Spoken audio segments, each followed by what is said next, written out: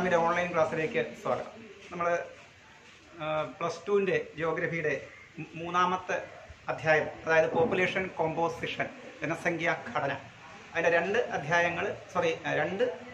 Class നമ്മൾ എടുത്തിരുന്നു. അതിൻ്റെ മൂന്നാമത്തെ ക്ലാസ്. അത് നമ്മൾ കഴിഞ്ഞ ദിവസം നമ്മൾ ജനസംഖ്യാ പിരമിഡ് പറഞ്ഞാണ് നിർത്തിയത്.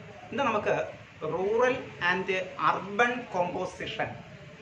റൂറൽ എന്ന് പറഞ്ഞാൽ ഗ്രാമങ്ങൾ, അർബൺ എന്ന് ഉദ്ദേശിക്കുന്നത് നഗരം. അങ്ങനെ റൂറൽ ആൻഡ് അർബൻ കോമ്പോസിഷൻ എന്ന് പറയുമ്പോൾ അതിൻ്റെ ഘടന, അതായത് ഗ്രാമ നഗര ഘടന. അപ്പം അതിനെപ്പറ്റിയാണ് നമ്മൾ ഇന്നത്തെ ക്ലാസ്സിൽ ചർച്ച ചെയ്യുന്നത്. അപ്പോൾ അതാണ് നമ്മൾ ഇന്ന് പഠിക്കുക. There is a lot of difference between the people residing in rural areas or regions and urban regions. അതായത് നഗരങ്ങളിലും ഗ്രാമങ്ങളിലും അധിവസിക്കുന്ന ജനങ്ങളുടെ തമ്മിൽ വളരെ വലിയ വ്യത്യാസം നമുക്ക് പല കാര്യങ്ങളിലും കാണാൻ സാധിക്കും എന്നുള്ളതാണ് നമ്മൾ മനസ്സിലാക്കേണ്ട കാര്യം. അപ്പം നമ്മൾ ഗ്രാമപ്രദേശങ്ങളിൽ വസിക്കുന്നവരുണ്ട്, അതേപോലെ തന്നെ നഗരങ്ങളിൽ വസിക്കുന്ന ആളുകളെയും നമുക്ക് കാണാൻ സാധിക്കും. അപ്പം നാഗരിക ജനസംഖ്യയെ സംബന്ധിച്ചിടത്തോളവും ഗ്രാമീണ ജനതയെ സംബന്ധിച്ചിടത്തോളവും വളരെ വലിയ വ്യത്യാസങ്ങൾ പല കാര്യങ്ങളിലും ഉണ്ടാകും എന്ന് നമ്മൾ അറിഞ്ഞിരിക്കണം. അതായത് എക്സാമ്പിൾ പറഞ്ഞാൽ ദെയർ ലൈഫ് സ്റ്റൈൽ, അവരുടെ ജീവിത രീതികൾ വ്യത്യാസമുണ്ട്.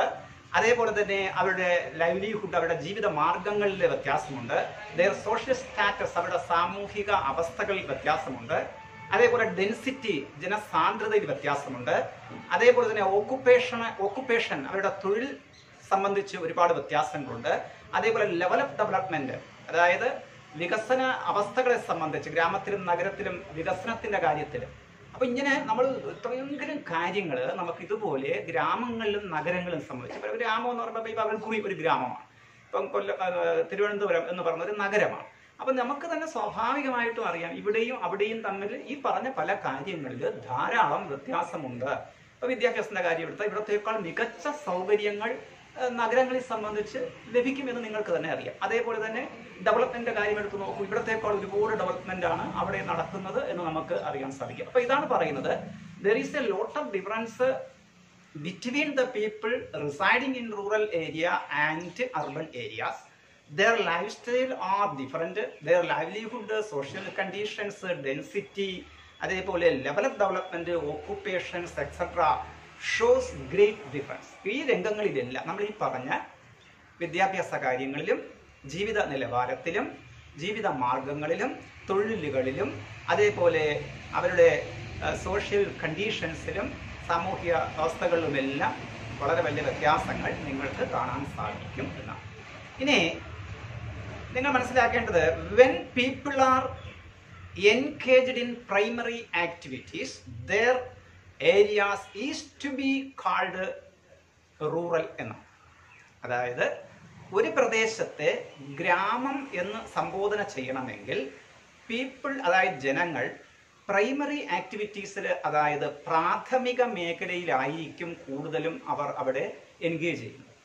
അപ്പം ധാരാളമായിട്ട് ആളുകൾ ഒരു പ്രദേശത്ത്, അല്ലെങ്കിൽ കൂടുതൽ ആളുകൾ, മെജോറിറ്റി എന്ന് പറയുന്ന ജനത ഒരു പ്രദേശത്ത് കാർഷിക പ്രവർത്തനങ്ങളിൽ പ്രൈമറി എന്ന് പറയുമ്പോൾ കാർഷിക പ്രവർത്തനങ്ങൾ, ഖനനവുമായി ബന്ധപ്പെട്ട മൈനിങ് ആക്ടിവിറ്റീസ്, അതേപോലെ തന്നെ വനവുമായി ബന്ധപ്പെട്ട ഫോറസ്ട്രി, ഇങ്ങനെയൊക്കെയുള്ള മേഖലകളിൽ, അതായത് ഫിഷിംഗ്, മീൻപിടുത്തം, ഇങ്ങനെ ഉള്ള പ്രൈമറി ആക്ടിവിറ്റീസിലാണ് ഒരു പ്രദേശത്തെ ആളുകൾ കൂടുതലും പങ്കെടുക്കുന്നതെങ്കിൽ ആ പ്രദേശത്തെ നമ്മൾ റൂറൽ ഏരിയ എന്ന് റൂറൽ എന്ന് സംബോധന ചെയ്യും, ഗ്രാമമായിട്ട് അതിനെ സംബോധന ചെയ്യും.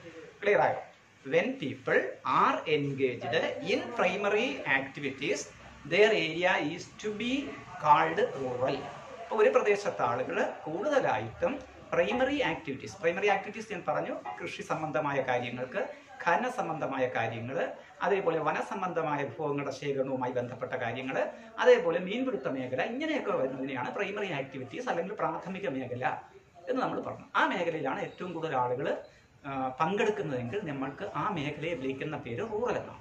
അപ്പോൾ അർബൺ എന്ന് പറയുമ്പോൾ എന്തായിരിക്കുമെന്ന് തീർച്ചയായിട്ടും ഇതിൻ്റെ അടിസ്ഥാനത്തിൽ നിങ്ങൾക്ക് പറയാം. പ്രാഥമികേതര മേഖലകളിലാണ് ആളുകൾ കൂടുതലായി പങ്കെടുക്കുന്നതെങ്കിൽ, when majority of the people are engaged in non-primary activities their area is said to be urban. അതായത് when majority of the people are engaged എവിടെയാണ്? in non-primary activities. അതായത് പ്രാഥമിക ഏതര മേഖലകളിലാണ് ഒരു പ്രദേശത്ത് ആളുകൾ കൂടുതലായും പങ്കെടുക്കുന്നതെങ്കിൽ ആ പ്രദേശത്തെ നമ്മൾ ആ ഏരിയയെ നമ്മൾ എന്ത് പേരിട്ട് വിളിക്കും? Said to be urban. ആ പ്രദേശത്തെ നമ്മൾ അർബൺ അല്ലെങ്കിൽ നഗരം എന്നാണ് സംബോധന ചെയ്യുന്നത്. അപ്പോൾ നമുക്ക് ഗ്രാമത്തിൻ്റെയും നഗരത്തിൻ്റെയും വ്യത്യാസം നിങ്ങൾക്ക് മനസ്സിലായി. ഗ്രാമീണരും നാഗരികരും തമ്മിൽ വലിയ വ്യത്യാസമുണ്ടെന്ന് പറഞ്ഞു പല കാര്യങ്ങളിലും. പിന്നെ എന്താണ് നമ്മുടെ ഗ്രാമപ്രദേശം അല്ലെങ്കിൽ റൂറൽ ഏരിയ എന്ന് പറഞ്ഞു. രണ്ടാമതായിട്ട് ഒരു അർബൺ മേഖലയെന്ന് സംബോധന ചെയ്യുന്നത് എങ്ങനെയാണെന്ന് നമ്മൾ പറഞ്ഞു. ഇനി നമുക്ക് മനസ്സിലാക്കേണ്ട മറ്റൊരു കാര്യം എന്ന് പറയുന്നത്, ലോകത്ത് ഗ്രാമീണ ജനതയിലും നാഗരിക ജനതയിലും ധാരാളം വ്യത്യാസങ്ങൾ പല കാര്യങ്ങളിലും ലോകത്തെ പല രാജ്യങ്ങളിലും നിങ്ങൾക്ക് കാണാൻ സാധിക്കും. ഗ്രാമീണ മേഖലയിലും നാഗരിക മേഖലയിലുമുള്ള ജനങ്ങളെ സംബന്ധിച്ച്. അതായത് differences in rural and urban sex compositions are widely different in different countries. വിവിധ രാജ്യങ്ങളിൽ സ്ത്രീകളും പുരുഷന്മാരും ഗ്രാമമേഖലകളിലും നഗരമേഖലകളിലുമുള്ള അവരുടെ അധിവാസത്തിൽ തന്നെ വ്യത്യാസം കാണും. ഞാൻ പറഞ്ഞതിൻ്റെ അർത്ഥം നിങ്ങൾക്ക് മനസ്സിലായി കാണുമെന്ന് തോന്നുന്നു. അതായത് വ്യത്യസ്ത രാജ്യങ്ങൾ എടുത്ത് നമ്മൾ പരിശോധിച്ചാൽ ഈ വ്യത്യസ്ത രാജ്യങ്ങളിൽ തന്നെ നഗരങ്ങളിലും ഗ്രാമങ്ങളിലും അധിവസിക്കുന്ന ജനതയുടെ എണ്ണത്തിൽ വ്യത്യാസം നിങ്ങൾക്ക് കാണാൻ സാധിക്കും. എന്ന് വെച്ചാൽ അർത്ഥം, ചില രാജ്യങ്ങളിൽ ചിലപ്പോൾ ഗ്രാമങ്ങളിലായിരിക്കും നമ്മൾ പറഞ്ഞിരിക്കുന്ന സെക്സ് കോമ്പോസിഷൻ എന്ന് പറഞ്ഞാൽ നമ്മൾ നേരത്തെ പറഞ്ഞു, ഈ സ്ത്രീ പുരുഷ അനുപാതത്തെയാണ് നമ്മൾ സെക്സ് കോമ്പോസിഷൻ നേരത്തെ കഴിഞ്ഞ പാഠങ്ങളിൽ പഠിച്ചു, കഴിഞ്ഞ ഭാഗത്ത് നമ്മൾ പഠിച്ചു. അപ്പോൾ സ്ത്രീയുടെയും പുരുഷന്റെയും അനുപാതത്തെയാണ് നമ്മൾ സെക്സ് കോമ്പോസിഷൻ എന്ന് പറയുക. ഈ സ്ത്രീ പുരുഷ അനുപാതം ഗ്രാമങ്ങളിലും നഗരങ്ങളിലും കാണപ്പെടുന്ന ഈ അനുപാതം പല രാജ്യങ്ങളിലും പലതായിരിക്കും. എന്ന് വെച്ചാൽ ചില രാജ്യങ്ങളിൽ നഗരങ്ങളിൽ ചിലപ്പോൾ സ്ത്രീകൾ കൂടുതലായിരിക്കും, ചില രാജ്യങ്ങളിൽ ഗ്രാമങ്ങളിലായിരിക്കും സ്ത്രീകൾ കൂടുതൽ. അപ്പോൾ ഇതേപോലെ ഇതിനെയാണ് നമ്മൾ പറയുന്നത്. അതുകൊണ്ട് പറയുന്നത് differences in rural and urban sex compositions are widely different in different countries. Clear ആയോ? അതായത് വിവിധ രാജ്യങ്ങളിൽ ലിംഗാനുപാതം എന്ന് പറയുന്നത് ഗ്രാമങ്ങളിലും നഗരങ്ങളിലും വിവിധ തരത്തിലായിരിക്കും എന്നുള്ളത്. അതായത് the rural and urban differences in sex ratio in Canada, അതേപോലെ തന്നെ west European countries like Finland. അതായത് നമ്മൾ പറഞ്ഞത് റൂറൽ ആൻഡ് അർബൻ ഡിഫറൻസസ്, ഈ പറഞ്ഞ നാഗരിക ഗ്രാമീണ വൈവിധ്യം ഏതില്? ഇൻ സെക്സ് റേഷ്യോ, അതായത് അവിടങ്ങളിലുള്ള ലിംഗാനുപാതം, ഗ്രാമങ്ങളിലെയും നഗരങ്ങളിലെയും ലിംഗാനുപാതം ഏത് രാജ്യങ്ങളാണ്? In Canada and west European countries like, അതായത് പടിഞ്ഞാറൻ യൂറോപ്യൻ രാജ്യങ്ങളായ ഫിൻലാൻഡ് പോലുള്ള രാജ്യങ്ങളിലും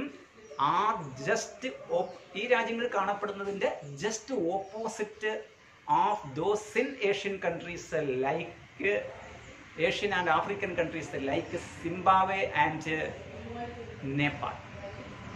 അതായത് നമ്മൾ രണ്ട് രാജ്യത്തെ പേരെ കൂടെ പറഞ്ഞു. അതായത് ആഫ്രിക്കയിലും ഏഷ്യയിലുമുള്ള ചില രാജ്യങ്ങളുടെ ജസ്റ്റ് എക്സാമ്പിൾ, ആഫ്രിക്കയിൽ ഒരു രാജ്യമായ സിംബാബ്വെയും ഏഷ്യയിൽ ഒരു രാജ്യമായിട്ടുള്ള നേപ്പാളിന്റെയും പേരുടെ സംബോധന ചെയ്തിട്ടുണ്ട്. അതായത് നമ്മൾ നേരത്തെ പറഞ്ഞത് rural and urban differences in sex ratio എവിടെങ്ങളിലാണ്? ഇൻ കാനഡ, അതേപോലെ west European countries like Finland.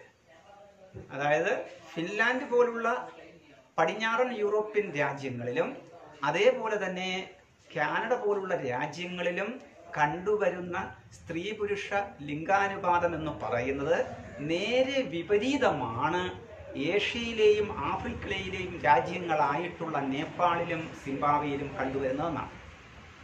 അപ്പോൾ അതിൻ്റെ അർത്ഥം യൂറോപ്യൻ രാജ്യങ്ങളും കാനഡ പോലുള്ള രാജ്യങ്ങളും നല്ല വികസിച്ചിട്ടുള്ള രാജ്യങ്ങളിലാണ്. അവിടെ ഏത് തരത്തിലുള്ള ഒരു ലിംഗാനുപാതമാണോ നഗരങ്ങളിലും ഗ്രാമങ്ങളിലും കണ്ടുവരുന്നത്, അതിൻ്റെ നേരെ വിപരീതമാണ് ഏഷ്യ പോലുള്ള ആഫ്രിക്ക പോലുള്ള വികസനം കുറഞ്ഞ രാജ്യങ്ങൾ കണ്ടുവരുന്നത് എന്നാണ് നമ്മളിപ്പോൾ പറഞ്ഞത്. ക്ലിയർ ആയി കാണും. അതായത് the rural and urban differences in sex ratio in Canada and west European countries like Finland are just opposite those in Asian and African countries like Nepal and Zimbabwe respectively. ഇനി അതൊന്നുകൂടി നിങ്ങൾക്ക് clear ആവാൻ വേണ്ടി പറയുകയാണ്. In western countries പടിഞ്ഞാറൻ European രാജ്യങ്ങളിൽ male outnumber females in rural areas and female outnumber the males in urban areas. അർത്ഥം, in western countries, പടിഞ്ഞാറൻ രാജ്യങ്ങളിൽ, അതായത് സമ്പന്നമായ രാജ്യങ്ങളിൽ, male outnumber females in rural areas. വ്യത്യാസമായിക്കോണം. റൂറൽ ഏരിയകളിലാണ്, അതായത് ഗ്രാമങ്ങളിലാണ് പുരുഷന്മാരെ അപേക്ഷിച്ച് സ്ത്രീകളുടെ എണ്ണം കൂടുതൽ. എവിടെയാണ് പറഞ്ഞത്? പടിഞ്ഞാറൻ യൂറോപ്യൻ രാജ്യങ്ങളിൽ. അതേസമയം അവിടങ്ങളിലുള്ള അർബൻ ഏരിയകളിലാണെങ്കിൽ, ഗ്രാമങ്ങളിൽ സ്ത്രീകളുടെ എണ്ണം കുറവും നഗരങ്ങളിൽ സ്ത്രീകളുടെ എണ്ണം കൂടുതലുമാണ്. ഞാൻ പറഞ്ഞത് ആദ്യം ഓപ്പോസിറ്റാണ് പറഞ്ഞത്. ക്ലിയർ ആയിട്ട് ഇങ്ങനെ മനസ്സിലാക്കുക. In western countries males outnumber females in rural area. ഗ്രാമീണ മേഖലകളിൽ സ്ത്രീകളെ അപേക്ഷിച്ച് പുരുഷന്മാർ കൂടുതലും, and female outnumber the males in the areas of urban. നഗരപ്രദേശങ്ങളിൽ പുരുഷന്മാരെ അപേക്ഷിച്ച് സ്ത്രീകളുമാണ് കൂടുതൽ. അപ്പോൾ നമ്മുടെ രാജ്യമൊക്കെ നമ്മുടെ അടുത്ത് പരിശോധിച്ചാൽ നമുക്ക് മനസ്സിലാവും. നമ്മുടെ പ്രദേശങ്ങളിലെല്ലാം ഗ്രാമങ്ങളിലായിരിക്കും സ്ത്രീകൾ കൂടുതൽ, പുരുഷന്മാർ കൂടുതലും നഗരങ്ങളിലും ആയിരിക്കും. പക്ഷേ യൂറോപ്യൻ രാജ്യങ്ങളിലെ പ്രത്യേകത നോക്കൂ, ഗ്രാമങ്ങളിൽ പുരുഷന്മാർ കൂടുതലും നഗരങ്ങളിൽ സ്ത്രീകൾ കൂടുതലുമാണ്. അത് വികസനത്തിൻ്റെ പ്രത്യേകതയാണ്. അങ്ങനെയുള്ള രാജ്യങ്ങളാണ് ഇത് കാണുക. അപ്പോൾ ഒന്നുകൂടെ ഞാൻ പറയാം. ഇൻ വെസ്റ്റേൺ കൺട്രീസ്, പടിഞ്ഞാറൻ രാജ്യങ്ങളിൽ, male outnumber females in rural areas, ഗ്രാമീണ മേഖലകളിൽ പുരുഷന്മാരാണ് കൂടുതൽ, സ്ത്രീകളെ അപേക്ഷിച്ച് പുരുഷന്മാരാണ് കൂടുതൽ. അതേസമയം and female outnumber the males in urban areas. എന്നാൽ അവിടെ നഗരങ്ങളിൽ, ഈ പടിഞ്ഞാറൻ രാജ്യങ്ങളുടെ നഗരങ്ങളിൽ പുരുഷന്മാരെക്കാൾ സ്ത്രീകളുമാണ് വസിക്കുന്നത് എന്നുള്ളതാണ്. എന്നാൽ അതേസമയം നമുക്ക്, ഞാൻ നേരത്തെ പറഞ്ഞ പോകാം, in countries like Nepal, Pakistan and India the case is reverse. എന്നാൽ ഏഷ്യൻ രാജ്യങ്ങളായിട്ടുള്ള പാകിസ്ഥാൻ, ഇന്ത്യ, അതേപോലെ നേപ്പാൾ തുടങ്ങിയ രാജ്യങ്ങളെല്ലാം സ്ഥിതി വ്യത്യസ്തമാണ്. ഈ പറഞ്ഞതിൻ്റെ നേരെ ഓപ്പോസിറ്റാണ്. റിവേഴ്സിൻ്റെ ഒരു ഓപ്പോസിറ്റ് എന്ന് പറഞ്ഞാൽ ഗ്രാമങ്ങളിൽ സ്ത്രീകൾ കൂടുതലും നഗരങ്ങളിൽ പുരുഷന്മാർ കൂടുതലുമാണ് എന്നാണ് അതിൻ്റെ അർത്ഥം. അപ്പം നമ്മൾ പറഞ്ഞു വന്നുകൊണ്ടിരിക്കുന്നത് ഗ്രാമീണ നാഗരിക ജനസംഖ്യയുടെ ഘടനയെ പറ്റിയാണ് പറയുക. ഗ്രാമീണ ജനസംഖ്യയിലെയും നാഗരിക ജനസംഖ്യയുടെയും പല കാര്യങ്ങളിലും അവർ തമ്മിൽ വലിയ വ്യത്യാസങ്ങളുണ്ടെന്ന് നമ്മൾ പറഞ്ഞു. അതുപോലെ തന്നെ പല രാജ്യങ്ങളിലും പലതരത്തിലുള്ള ഒരു സെക്സ് കോമ്പോസിഷനാണ് ഈ ഗ്രാമങ്ങളിലും നഗരങ്ങളിലും നിലനിൽക്കുന്നതെന്ന് പറഞ്ഞു. പിന്നെ നമ്മൾ പറഞ്ഞത് റൂറൽ സെക്സ് കോമ്പോസിഷൻ എന്ന് പറയുന്നതും അതേപോലെ അർബൻ സെക്സ് കോമ്പോസിഷൻ എന്ന് പറയുന്നത്, ഈ സെക്സ് കോമ്പോസിഷൻ അല്ലെങ്കിൽ ഈ ലിംഗ ഭേദം എന്ന് പറയുന്നത് കാനഡ പോലുള്ള രാജ്യങ്ങളിൽ, ഫിൻലാൻഡ് പോലുള്ള പടിഞ്ഞാറൻ യൂറോപ്യൻ രാജ്യങ്ങളിലുമൊക്കെ ഉള്ളതിൻ്റെ ജസ്റ്റ് ഓപ്പോസിറ്റ്, നേർ വിപരീതത്തിലാണ് ഏഷ്യൻ രാജ്യങ്ങളും ആഫ്രിക്കൻ രാജ്യങ്ങളുമായിട്ടുള്ള സിംബാബ്വെ, അതേപോലുള്ള ഒരു എക്സാമ്പിൾ രാജ്യങ്ങളുടെ പേര് പറഞ്ഞതേ ഉള്ളൂ, നേപ്പാൾ പോലുള്ള രാജ്യങ്ങളൊക്കെ കണ്ടുവരുന്നത്. ഇനി പടിഞ്ഞാറൻ രാജ്യങ്ങളെ സംബന്ധിച്ച് നമ്മൾ പറഞ്ഞു, നഗരങ്ങൾ സ്ത്രീകൾ കൂടുതലായി വസിക്കുമ്പോൾ ഗ്രാമങ്ങളിൽ അവിടെ പുരുഷന്മാരാണ് കൂടുതലായി കാണപ്പെടുന്നത്. എന്നാൽ ഏഷ്യൻ രാജ്യങ്ങളായിട്ടുള്ള നേപ്പാളോ ഇന്ത്യയോ അതേപോലുള്ള പാകിസ്ഥാനും പോലുള്ള രാജ്യങ്ങൾ നമ്മൾ പരിശോധിച്ചാൽ തികച്ചും ഇതിൽ നിന്ന് വ്യത്യസ്തമാണ്. ആ രാജ്യങ്ങളിൽ ഗ്രാമപ്രദേശങ്ങളിൽ സ്ത്രീകൾ കൂടുതലും നഗരപ്രദേശങ്ങളിൽ പുരുഷന്മാർ കൂടുതലുമാണ് എന്ന് നമ്മൾ മനസ്സിലാക്കണം. ഇനി വേറൊരു എക്സാമ്പിൾ നമുക്ക് നോക്കാം. In urban USA and Canada, female from the countryside migrated to urban areas looking for better jobs, thereby increase the number of females. എന്നാൽ USA, കാനഡ പോലുള്ള രാജ്യങ്ങൾ നമ്മൾ നേരത്തെ പറഞ്ഞതേ ഉള്ളൂ. എന്താണ് ആ പടിഞ്ഞാറൻ രാജ്യങ്ങളെ സംബന്ധിച്ചിടത്തോളം കാനഡ പോലെയോ അതിനോട് ചേർന്ന് അമേരിക്ക പോലുള്ള രാജ്യങ്ങളൊക്കെ സമ്പന്നമായിട്ടുള്ള രാജ്യങ്ങളാണ്. അവിടെ സ്ത്രീകളാണ് നഗരങ്ങൾ കൂടുതലെന്ന് പറഞ്ഞാൽ അതിൻ്റെ ഒരു കാരണം അവർ പറയുകയാണ്. In urban USA and Canada, കാനഡയിലെയും USAയിലെയും നഗരമേഖലകൾ ഫീമെയിൽസ്, പെണ്ണുങ്ങൾ, സ്ത്രീകൾ from the countryside migrated to urban areas, അവിടുത്തെ നഗരങ്ങളിലേക്ക്, രാജ്യത്തിൻ്റെ മറ്റ് ഗ്രാമീണ മേഖലകളിൽ നിന്ന് അവർ മൈഗ്രേറ്റ് ചെയ്യുന്നു, നഗരങ്ങളിലേക്ക് കുടിയേറുന്നു. എന്തിനു വേണ്ടിയിട്ടാണ്? ലുക്കിംഗ് ഫോർ ബെറ്റർ ജോബ്സ്, നല്ല ജോലി സാധ്യതകൾ തേടി, മികച്ച ജോലി സാധ്യതയും പ്രതിഫലമൊക്കെ തേടി രാജ്യത്തിൻ്റെ മറ്റ് ഭാഗങ്ങളിൽ നിന്ന് നഗരങ്ങളിലേക്ക് നല്ല ഒഴുക്കാണ് കാനഡയിലും USA പോലുള്ള രാജ്യങ്ങളിൽ. അതിൻ്റെ ഫലമായി thereby increasing the number of females, അതാണ് അവിടെ അവിടെ ഫീമെയിൽസിൻ്റെ എണ്ണം വർദ്ധിക്കാനുണ്ടായ ഒരു കാരണമെന്ന് പറയും. അപ്പോൾ ഈ പറഞ്ഞ നഗര കേന്ദ്രീകൃതമായ സ്ത്രീകൾ നഗര കേന്ദ്രീകരിച്ചിരിക്കുന്നതിനുള്ള അല്ലെങ്കിൽ നഗരങ്ങൾ കൂടുതലായിട്ട് കാനഡയിലോ അമേരിക്കയിലോ ഒക്കെ കണ്ടുവരുന്നതെങ്കിൽ പടിഞ്ഞാറൻ രാജ്യങ്ങളിലൊക്കെ കണ്ടുവരുന്നെങ്കിൽ അതിൻ്റെ ഒരു പ്രധാനപ്പെട്ട കാരണം രാജ്യത്തിൻ്റെ മറ്റു ഭാഗങ്ങളിൽ നിന്ന് നല്ല തൊഴിൽ സാധ്യതകൾ തേടി ഈ നഗരങ്ങളിലേക്കുള്ള സ്ത്രീകളുടെ ഒഴുക്ക് അല്ലെങ്കിൽ മൈഗ്രേഷനാണ് അതിൻ്റെ കാര്യം. പക്ഷെ നമുക്ക് ഇന്ന് നോക്കുക, ബഡിന് ഏഷ്യൻ കൺട്രീസ്, ഇന്ത്യ പോലുള്ള രാജ്യങ്ങളിൽ നമ്മൾ അല്ലെങ്കിൽ ഏഷ്യയിലെ പാകിസ്ഥാനോ അല്ലെങ്കിൽ അതുപോലുള്ള രാജ്യങ്ങൾ എടുത്താൽ but in Asian countries urban population is male dominated. പക്ഷേ ഇത്തരം രാജ്യങ്ങൾ, ഏഷ്യൻ രാജ്യങ്ങളിലെ മിക്കവാറും എല്ലാ രാജ്യങ്ങളും പുരുഷ കേന്ദ്രീകൃതമാണ്. പുരുഷന്മാർക്ക് അനുകൂലമായിട്ടുള്ള ലിംഗാനുപാതമാണ് നഗരങ്ങളിൽ, ഏഷ്യൻ രാജ്യങ്ങളിലെ നഗരങ്ങളിൽ കാണപ്പെടുന്നത്. This is again caused by male migration. അതിൻ്റെ ഒരു കാരണമെന്ന് പറയുന്നത് പുരുഷന്മാർ കൂടുതലായിട്ട് നഗരങ്ങളിലേക്ക് മൈഗ്രേറ്റ് ചെയ്യുക. അപ്പം നമ്മുടെ ഏഷ്യൻ രാജ്യങ്ങളിൽ സ്ത്രീകൾ കൂടുതലായും കണ്ടുവരുന്നത് നമ്മൾ നേരത്തെ പറഞ്ഞു ഗ്രാമീണ മേഖലകളിലാണ്. ഇവിടുത്തെ അർബൺ എന്ന് പറയുന്നത്, ഏഷ്യൻ രാജ്യങ്ങളിലെ അർബൺ മേഖല എന്ന് പറയുന്നത് പുരുഷ കേന്ദ്രീകൃതമായിട്ടുള്ളതാണ്, പുരുഷന്മാർക്ക് മേധാവിത്വമുള്ളതാണ്. അതിൻ്റെ കാരണമെന്ന് പറയുന്നത് ഈ ഏഷ്യൻ രാജ്യങ്ങളിൽ പുരുഷന്മാർ കൂടുതലായിട്ടും എങ്ങോട്ട് മൈഗ്രേറ്റ് ചെയ്യുന്നു, അതായത് നഗരങ്ങളിലേക്ക് കുടിയേറുന്നത് കൊണ്ടാണ് അത് സംഭവിക്കുന്നത് എന്ന് കൂടി നമ്മൾ മനസ്സിലാക്കുക. ഇനി വേറൊരു പ്രത്യേകത, in rural India agriculture activities are usually done by the women folk. സ്ത്രീകളാണ് നമ്മുടെ ഏഷ്യൻ രാജ്യങ്ങളിൽ കാർഷിക പ്രവർത്തനങ്ങൾ കൂടുതലും ഏർപ്പെടുക. അപ്പോൾ ഗ്രാമങ്ങളിൽ ജനസംഖ്യ കൂടാനുള്ള ഒരു കാരണം കൂടാതെ നമ്മുടെ ഗ്രാമീണ മേഖലകളിലെ പ്രവർത്തനങ്ങൾ, കാർഷികവും അതുമായി അനുബന്ധവുമായ പ്രവർത്തനങ്ങളെല്ലാം ചെയ്യുന്നത് ഗ്രാമങ്ങളിൽ ആരാണ്? സ്ത്രീകളാണ് കൂടുതലായിട്ടും ചെയ്യുക. ഇവിടെ തന്നെ നമുക്കറിയാം കൃഷിയുമായി ബന്ധപ്പെട്ട കാര്യങ്ങൾ, ഞാറ് നടുക, കളപറിക്കുക, കൊയ്യുക, മെതിക്കുക, ഇതൊക്കെ പുരുഷന്മാരെക്കാൾ അധികമായി തന്നെ. പിന്നെ കശുവണ്ടി ഫാക്ടറിയുമായി ബന്ധപ്പെട്ട് അങ്ങനെയുള്ള ജോലികൾ ചെയ്യുക, കയർ പിരിക്കുന്നതുമായി ബന്ധപ്പെട്ട് ഇതൊക്കെ പ്രൈമറി ആക്ടിവിറ്റീസ്. അതുപോലെ തന്നെ ഫിഷിങ്ങിൻ്റെ കാര്യം എടുത്തു കഴിഞ്ഞാൽ, മീൻ പിടുത്തം കഴിഞ്ഞ് ബാക്കി അതിൻ്റെ പ്രവർത്തനങ്ങളും ഒക്കെ ആയിട്ടൊക്കെ ധാരാളം സ്ത്രീകളാണ് ഈ നമ്മുടെ റൂറൽ ഏരിയയിൽ, ഏഷ്യൻ രാജ്യങ്ങളിലെ റൂറൽ ഏരിയകളിൽ അഗ്രികൾച്ചർ പ്രവർത്തനത്തിൽ കൂടുതലായിട്ടും പങ്കെടുക്കുന്നത് ഈ പറഞ്ഞ സ്ത്രീകളാണ്. അത് മാത്രമല്ല, women do not migrate to urban areas. സ്ത്രീകൾ അർബൺ ഏരിയകളിലേക്ക് മൈഗ്രേഷൻ നടത്താൻ താല്പര്യപ്പെടുന്നതുമില്ല. അതിൻ്റെ കാരണം because of shortage of proper housing. അവർക്ക് അവിടെ താമസിക്കാനുള്ള സൗകര്യങ്ങളുടെ കുറവുണ്ട്. ഇപ്പോൾ പുരുഷന്മാരാണെങ്കിൽ സിറ്റികളിൽ, നഗരങ്ങളിലേക്ക് ചെന്നിട്ട് അവിടെ ഒരു മുറിയിൽ 4 പേരോ 5 പേരൊക്കെ ഒരുമിച്ച് ചേർന്ന് ഉറങ്ങുക, അല്ലെങ്കിൽ കിടക്കുക. അവർ ആ രീതിയിൽ അവർക്ക് എന്ത് ചെയ്യാൻ പറ്റും, അവിടെ അത് അവരുടെ താമസ സൗകര്യം ഒരുക്കാൻ അവർക്ക് സാധിക്കും. അതേസമയം സ്ത്രീകളെ സംബന്ധിച്ചിടത്തോളം അത് പറ്റത്തില്ല. നല്ല ഉറപ്പുള്ള അല്ലെങ്കിൽ കെട്ടുറപ്പുള്ള അടച്ചൊക്കെ ഉള്ള നമുക്ക് മുറികളോ വീടുകളോ ഒക്കെ നമുക്ക് ആവശ്യമാണ്. അപ്പം നഗരങ്ങളിൽ അങ്ങനെയൊന്നും കൊടുക്കാൻ സാധ്യമല്ല, അല്ലെങ്കിൽ ലഭിക്കാധ്യമല്ല. അതുകൊണ്ട് നമ്മുടെ പോലുള്ള രാജ്യങ്ങളിൽ സ്ത്രീകൾ നഗരങ്ങളിലേക്ക് പോകാൻ മടിക്കുന്നു. അതായത് because of shortage of proper housing. അത് മാത്രമല്ല, ഹൈ കോസ്റ്റ് ഓഫ് ലിവിംഗ് ആണ്. ഇപ്പം നഗരങ്ങളിൽ ചെന്ന് കഴിഞ്ഞാൽ താമസം എന്ന് പറയുന്നതും ഭക്ഷണവും എല്ലാം ഉൾപ്പെടെ നല്ലൊരു പൈസ ചിലവാകും. ഇപ്പോൾ സ്ത്രീകളെ സംബന്ധിച്ചിടത്തോളം അത് താങ്ങാനുള്ള സാധ്യത കുറവാണ്. അത് മാത്രമല്ല, അവരെ സംബന്ധിച്ച് ലാക്ക് ഓഫ് ജോബ് ഓപ്പർച്യൂണിറ്റീസും ഉണ്ട്. സ്ത്രീകൾക്ക് സംബന്ധിയായിട്ടുള്ള ജോലികളുടെ കുറവും നമ്മുടെ നഗരങ്ങളിൽ ഇല്ല. അങ്ങനെ ഇന്ത്യൻ നഗരങ്ങളെ സംബന്ധിച്ചിടത്തോളം സ്ത്രീകളുടെ എണ്ണം കുറയാനുള്ളൊരു കാരണം എന്താണ്? അപ്പം in rural India agricultural activities are usually done by woman folk. അതായത് ഇന്ത്യയിൽ ഗ്രാമീണ പ്രദേശങ്ങളിൽ ഉള്ള സ്ത്രീകളാണ് കൂടുതലായിട്ടും കാർഷിക പ്രവർത്തനങ്ങൾ ഏർപ്പെടുന്നത്. Women do not migrate to urban areas.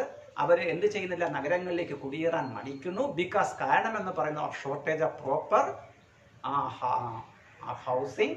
അതുപോലെ മറ്റൊരു കാരണം ഹൈ കോസ്റ്റ് ഓഫ് ലിവിങ്, ജീവിത നിലവാരത്തിലുള്ള ഉയർച്ച, ജീവിക്കാനുള്ള പൈസയുടെ ചെലവിൻ്റെ കൂടുതൽ, ലാക്ക് ഓഫ് ജോബ് ഓപ്പർച്യൂണിറ്റീസ്. അതേപോലെ മികച്ച ജോലികൾ അല്ലെങ്കിൽ അവരെ സംബന്ധിച്ചുള്ള ജോലികളുടെ ലഭ്യത കുറവ്. ഈ കാരണങ്ങൾ കൊണ്ട് അവർ മൈഗ്രേഷൻ നടത്തുന്നില്ല. അപ്പോൾ ഇത്രയും കാര്യങ്ങളാണ് നമ്മളിപ്പോൾ ഇന്ന് പഠിച്ച ഈ റൂറൽ ആൻഡ് അർബൻ കോമ്പോസിഷൻ അല്ലെങ്കിൽ ഗ്രാമീണ നാഗരിക ഘടന. ഇപ്പം നിങ്ങൾക്ക് ഏകദേശം ഒരു പിക്ചർ, നിങ്ങൾക്ക് ഗ്രാമങ്ങളുടെയും നഗരങ്ങളുടെയും സ്ത്രീ പുരുഷ അനുപാതത്തിലുള്ള വ്യത്യാസം, അതിൻ്റെ കാരണങ്ങൾ മനസ്സിലായി കാണുമെന്ന് പറഞ്ഞു.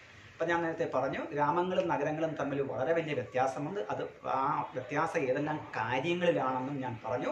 പിന്നെ ലോകത്ത് തന്നെ വ്യത്യസ്തമായ രാജ്യങ്ങളിലെ ഗ്രാമങ്ങളിലും നഗരങ്ങളിലും സ്ത്രീ പുരുഷ ലിംഗാനുപാതം വ്യത്യാസത്തിലാണെന്നും നമ്മൾ പറഞ്ഞു. പിന്നെ നമ്മൾ അതിനുള്ള ചില എക്സാമ്പിളുകളായിട്ട് പറഞ്ഞു. കാനഡ പോലുള്ള രാജ്യങ്ങളിൽ, അതേപോലെ വെസ്റ്റേൺ യൂറോപ്യൻ രാജ്യങ്ങളായ ഫിൻലാൻഡ് പോലുള്ള രാജ്യങ്ങളിലും ഏത് ഗ്രാമീണ നാഗരിക ഘടനയാണോ ഉള്ളത് അതിൻ്റെ നേരെ വിപരീതമാണ് ഏഷ്യൻ രാജ്യങ്ങളും ആഫ്രിക്കൻ രാജ്യങ്ങളുമായ നേപ്പാൾ, അതേപോലെ സിംബാബ്വെ പോലെയുള്ള രാജ്യങ്ങളിൽ കണ്ടുവരുന്നതെന്ന് നമ്മൾ പറഞ്ഞു. പിന്നീട് നമ്മൾ പറഞ്ഞത് പടിഞ്ഞാറൻ രാജ്യങ്ങളെ സംബന്ധിച്ചിടത്തോളം അവിടുത്തെ ഗ്രാമങ്ങളിൽ സ്ത്രീകൾ കൂടുതലും നഗരങ്ങളിൽ പുരുഷന്മാർ കൂടുതലുമാണ്. എന്നാൽ ഈ സ്ഥിതി നേരെ വിപരീതമാണ് ഏഷ്യൻ രാജ്യങ്ങളിലെന്ന് നമ്മൾ പറഞ്ഞു. പിന്നീട് നമ്മൾ പറഞ്ഞത് USA, കാനഡ പോലുള്ള രാജ്യങ്ങളിലെ നഗരങ്ങളിൽ സ്ത്രീകൾ കൂടുതലാണ്. അതിനുള്ളൊരു കാരണമെന്ന് പറഞ്ഞാൽ രാജ്യത്തിൻ്റെ മറ്റു ഭാഗങ്ങളിൽ നിന്ന് അവിടേക്ക് സ്ത്രീകൾ ധാരാളമായിട്ട് മൈഗ്രേഷൻ അല്ലെങ്കിൽ കുടിയേറ്റം നടത്തുന്നതാണ്. അതിൻ്റെ ഫലമായിട്ട് നഗരങ്ങളിലെ ജനസംഖ്യ അവിടങ്ങളിൽ ഉയർന്നും കാണപ്പെടുന്നു എന്ന് പറഞ്ഞു. എന്നാൽ ഏഷ്യൻ രാജ്യങ്ങളെ സംബന്ധിച്ചിടത്തോളം നമ്മൾ പറഞ്ഞത് ഏഷ്യൻ രാജ്യങ്ങളിലെ നഗരങ്ങൾ പുരുഷ മേധാവിത്വമുള്ളതാണെന്ന് പറഞ്ഞു. അതിൻ്റെ കാരണമെന്ന് പറഞ്ഞത് ധാരാളമായി പുരുഷന്മാർ നഗരങ്ങളിലേക്ക് ഈ ഏഷ്യൻ രാജ്യങ്ങളിൽ കുടിയേറുന്നതാണ്.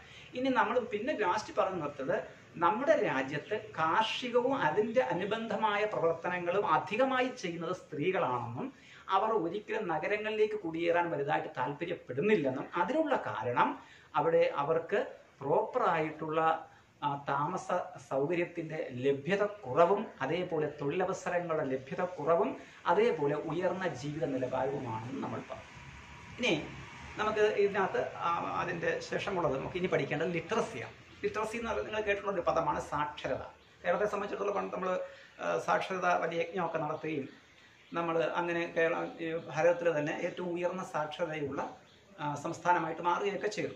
ഇപ്പം ലിറ്ററസി എന്ന് പറയുന്നത് ഇന്ത്യയിലെ സാക്ഷരത എന്ന് പറഞ്ഞാൽ refers to the percentage of population above 7 years who can read and write and who can do simple arithmetical calculation. ഒരാൾ സാക്ഷരനാണ്.